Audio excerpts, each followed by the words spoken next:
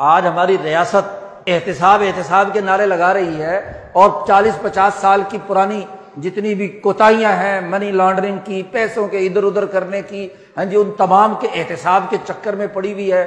اور اب پیسوں کے لین دین کے بعد اب اگلا کام کہتے ہیں جی یہ جو ہیروئن فروشی اور یہ جو نشے کی چیزیں ہیں یہ کس نے پھیلائی ہیں؟ اب بین الاقوامی مافیا کے لوگوں نے، آپ کا وزیر پریس کانفرنس کرتا ہے، ہمیں نشاندہی کی کہ فلانا بندہ جو ہے نا وہ ہیروئن فروشی کرتا ہے، لاہور سے، فیصل آباد سے لاہور فلانی نمبر گاڑی میں مال جا رہا ہے، پکڑ لو۔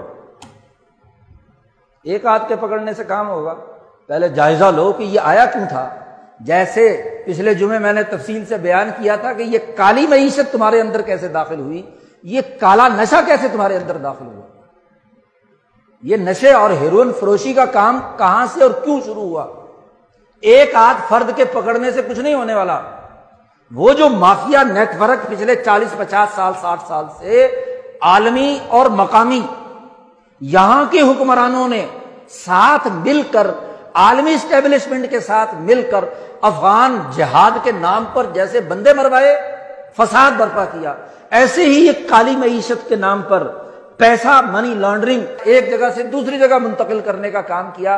ایسے ہی انسانوں میں نشہ بانٹنے، ہیروئن فروشی کا کاروبار، یہ اس عالمی اور مقامی اسٹیبلشمنٹ نے ہی تو پیدا کیا تھا، ورنہ بیچارہ ایک چند ایکڑوں کا مالک، ایک وزیر بننے والا، وہ آج عالمی مافیا کا رکن کیسے بن گیا؟ ایک یہاں پر گوال منڈی میں خرقہ پھیرنے والا، ٹاکی پھیرنے والا کسی تھریشر کے اوپر، وہ 3 دفعہ وزیر اعظم بن کر اس پوری ہیروئن فروشی کا سرپرست کیسے بن گیا؟ یہ پیسہ کیوں لیا گیا؟ کس نے لیا؟ اس کی تحقیق کرو نا، اس کی بھی پڑتال کرنی چاہیے کہ یہ نشے کا عادت پیدا کرنے کا باقاعدہ عمل منظم ریاست کی چھتری کے نیچے مقتدر طبقوں کے نیچے پیدا کیا گیا۔ اب پورے طبقے اور پورے سسٹم کو پیش نظر رکھے بغیر افراد پر ڈالنا، یہ دراصل وہی سوچ ہے اس ظلم کے سسٹم کی جو مذہبی طبقوں کے ذریعے سے لوگوں کے دماغوں میں منتقل کر دی کہ جی فرد مجرم ہوتا ہے، فرد کا نیٹ ورک ہے۔ اور اگر آپ کو نیٹ ورک کا پتہ چل گیا ہے اور اس میں بڑے بڑے نام آنے والے ہیں، تو سب سے پہلے تو اپنی منجی کے نیچے ڈانگ پھیر کر دیکھیں کہ کہیں یہاں کی مقتدر طاقتوں نے، یہاں کی اسٹیبلشمنٹ نے، یہاں کے طاقتور قوتوں نے خود اپنی سرپرستی میں تو یہ کام نہیں شروع کرایا تھا۔ کیوں؟ اس وقت عالمی مافیا کو، امریکہ کو پیسے کی ضرورت تھی افغانستان میں لڑائی کے لیے، مولوی خریدنے کے لیے، مدرسوں کو خریدنے کے لیے، جماعتوں کو یرغمال بنانے کے لیے، نشہ پیدا کر کے بچے کو بندوق پکڑا کر جاؤ وہاں جا کر کیا افغانستان میں فساد مچاؤ، جاؤ فلانے ملک کی سرحد پار کر کے وہاں جا کر تباہی اور بربادی مچاؤ۔ نشہ چڑھا ہوا ہوگا تو توازن ختم ہوگا نا، انسانیت کے حوالے سے وہ سفاک بنے گا، وہ سفاکیت کا کردار ادا کرے گا۔ ورنہ تو انسان ہے، انسان پر گولی چلاتے ہوئے سوچتا تو ہے، اور اگر وہ اپنا ہی پٹھان ہو اور اپنا ہی پختون ہو، چاہے کابل میں رہتا ہو، قرآن نے تو کہا کہ غیر مسلم کے ساتھ بھی تم عدل و انصاف کا معاملہ کرو۔ جب تک لڑائی اور دشمنی، لڑائی آمنے سامنے نہ ہو، اس وقت تک تمہیں لڑائی کرنے کا کوئی حکم نہیں ہے۔ جنگ حربی، کوئی جنگ تم پر مسلط نہ کرے، اس وقت تک لڑائی نہیں ہے۔ اور اس سے پہلے آپ انسان کو مار رہے ہیں، صفاقی کے ساتھ، بارود کے ساتھ اڑا رہے ہیں، ان بچوں کو بیچاروں کو جنت اور حوروں کا نشہ دے کر اور ساتھ تھوڑی تھوڑی ڈوز دے کر نشے کی، اس کے لیے تیار کرتے رہے۔ سکولوں میں کس نے پھیلایا، کالجوں میں کس نے پھیلایا، اداروں میں کس نے پھیلایا؟ ان تمام میں یہاں کا مافیا، یہ تو اس آئس برگ کا ایک بندہ ہے جو تم نے ابھی پکڑا ہے، باقی پورے کے پورے کو کیوں چھپانا چاہتے ہو؟ یہ عجیب طریقہ کار ہے۔ سسٹم کی تمام باتوں کو چھپانے کے لیے ایک فرد پر ڈالو۔ پوری فوج کے بغیر مشرف 11 سال حکومت کر سکتا تھا، مشرف تو مجرم ہے، فوج پاک ہے، یہ کیا بات ہوئی؟ یہ وہی انفرادیت کی سوچ ہے جو یہاں ممبر سے لوگوں کے دماغوں میں منتقل کی جاتی ہے، یہ وہی انفرادیت کی سوچ ہے جو کالجوں اور یونیورسٹیوں اور اداروں کے ذریعے سے دماغوں میں منتقل کی جاتی ہے۔ فرد مجرم ہوتا ہے، اس کا اعلی کار پوری کی پورا سسٹم تھا، تو غدار اگر ہے تو پورا سسٹم ہے، ایک فرد کیسے ہوا؟ ضیاء الحق اکیلے نے کام کیا تھا؟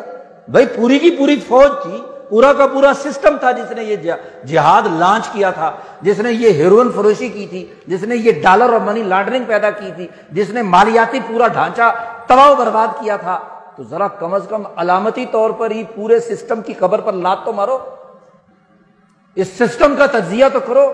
اور جب تک یہ سسٹم نہیں بدلتا، ایک فرد کے خلاف سینکڑوں سال مقدمے چلاتے رہو، کوئی نتیجہ نہیں نکلے گا۔ وہ صرف گونگلوں سے مٹی اتارنے والی، نواز شریف اکیلا تھا بھائی، اگر اس نے یہ جرم کیا تو جرم جن کی ناک کے نیچے ہو رہا تھا ان کو پتا نہیں تھا اس وقت۔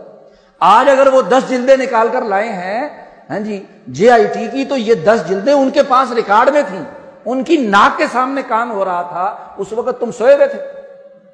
اس وقت یہاں کی عدالت تھی، یہاں کے ادارے تھے۔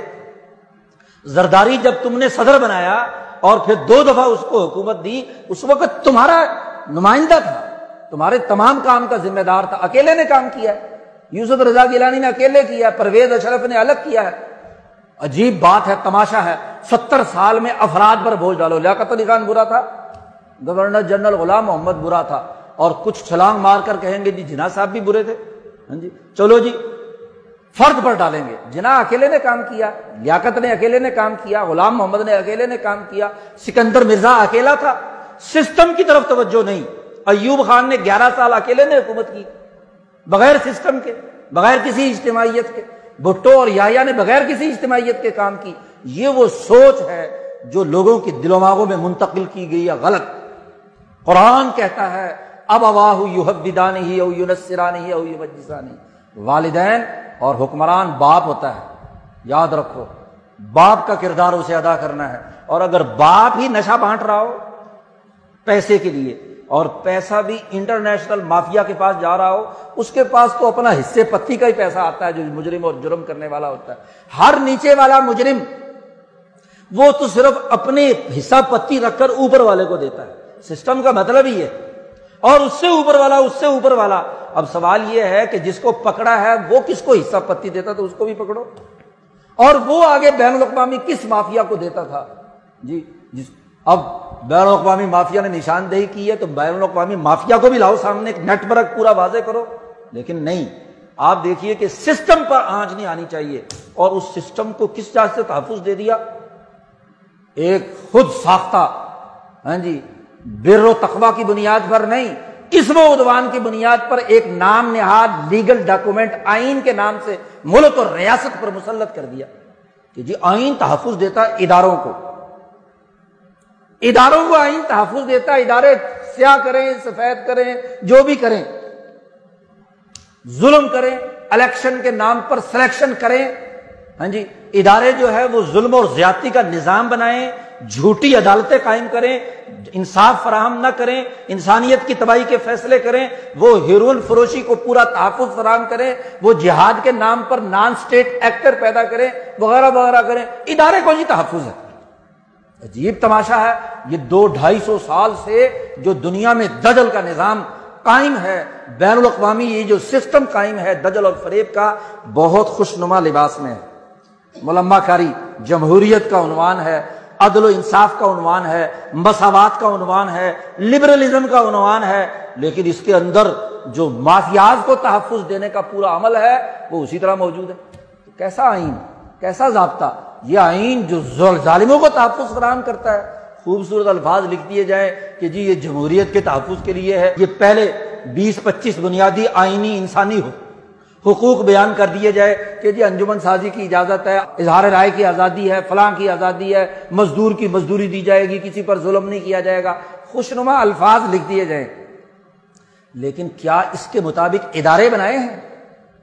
کوئی کام ادارتی بنیادوں پر ہوتا ہے نا، یہ کوئی واض و نصیحت کی کتاب ہے آئین اور دستور، جہاں جو بنیادی اقدار متعین کی گئی ہیں اس کے مطابق ادارے بھی تو بناؤ، اس مزدور کی مزدوری مہیا کرنے کے لیے، اس کو مساوات مہیا کرنے کے لیے، اس کے حقوق پر ڈاکہ ڈالنے والوں پر گرفت کے لیے، اس کے اندر ہیروئن فروشی، آئس جیسے نشوں کو مسلط کرنے والوں کے لیے کوئی ادارے تو بناؤ۔ ادارہ بنا لیا کہ اس کو ختم کریں گے، ماشاءاللہ ختم کرنے والے ہی کیا ہے، اس کے لیے پروموٹ کرنے کا کام کرتے ہیں۔ تو ادارے ان کے ایسے SOPs کہ جہاں یہ کام ہو ہی نہ سکے، پھر تو بات ہے۔ اور اگر افراد پر سارا بوجھ ڈال کر خود کیا ہے ہاں جی ہاتھ جھاڑ دیں، تو یہ سسٹم سے لوگوں کو دور کرنا ہے، سسٹم کی ہلاکت خیزی سے بچنا ہے۔ آج جو سسٹم پر بیٹھے ہیں، کل کو یہی سسٹم ان کے خلاف کارروائی کرے گا، کیونکہ سسٹم میں بیٹھ کر وہ سسٹم کے پورے تقاضوں کو پورا کرنا ان کی مجبوری ہے۔ اس لیے آپ 70 سالوں کے حکمرانوں کو دیکھو، الیکشن سے پہلے اتنے نعرے لگائیں گے، یہ کر دیں گے، وہ کر دیں گے، ایسے کریں گے، IMF کے پاس نہیں جائیں گے، فلانے کے پاس نہیں جائیں گے، قرض نہیں لیں گے، یوں نہیں کریں گے۔ تو کیوں جیسے حکمران بنتے ہیں تو پھر کیا شکنجے میں کس لیے جاتے ہیں؟ وہاں ان کی بولتی بند، اور وہ سارے کام کرتے ہیں جو ان سے پہلے والا حکمران کر کے گیا ہو۔ کیوں؟ سسٹم کی گرفت ہے، وہ ظلم کا سسٹم، ظلم کا عالمی اور قومی نظام جس نے اس کو جکڑا ہوا ہے۔ اس کرسی پر بڑے سے بڑا مولانا، پیر، گدی نشین بٹھا دیا جائے، اگر وہ اس سسٹم کی وزارت عظمیٰ قبول کرے گا تو یہی کچھ کرے گا، جو مرضی کر لو، چاہے وہ اسلام کے نام پر کردار ادا کرنے والا یا اس کے نام پر مسلم لیگ ہو، وہ عوام کے نام پر پیپلز پارٹی ہو، وہ انصاف کے نام پر عمران خان ہو، جو بھی اس کرسی پر بیٹھے گا وہ یہی کام کرے گا، جو بھی اس منسٹری کو لے گا وہ یہی کام کرے گا۔ 7 سال مولانا کشمیر پر رہے ہیں تو کشمیر کے بارے میں وہی موقف ہوگا نا جو ریاست کا ہوگا۔ کیا کام کیا؟ ایک صوبے کی وزارت ملی، کیا کام کیا؟ سسٹم ہے، آپ سسٹم کے خلاف نہیں جا سکتے، ہاں جی، اس سے ادھر ادھر نہیں ہٹ سکتے۔ تو مجرم ہمارا سسٹم ہے، اور سسٹم سے توجہ ہٹا کر افراد پر ڈال دینا، یہ اس سسٹم کی بدماشی ہے، یہ اس سسٹم کی خرابی ہے، یہ اس کا دجل ہے، اور مسلمان دجل کو قبول نہیں کرتا۔ یاد رکھو، جھوٹ کو قبول نہیں کرتا۔ مسلمان کی علامت یہ ہے، وہ ایک سوراخ سے 2 مرتبہ نہیں ڈسا جاتا۔ یہاں 70 سالوں سے کتنی مرتبہ ڈسے ہوئے ہیں؟